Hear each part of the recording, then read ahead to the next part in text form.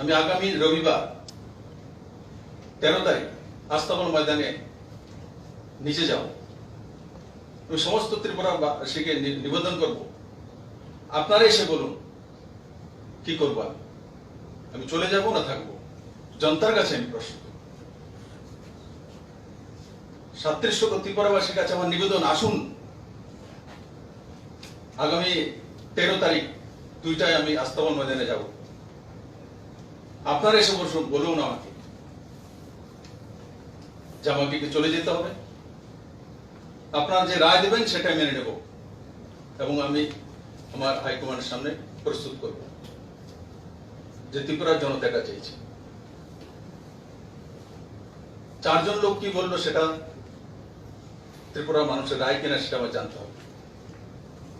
আমি সমস্ত ত্রিপুরাবাসীকে আবারও আপনাদের মাধ্যমে করজোরে নিবেদন করবো, আসুন।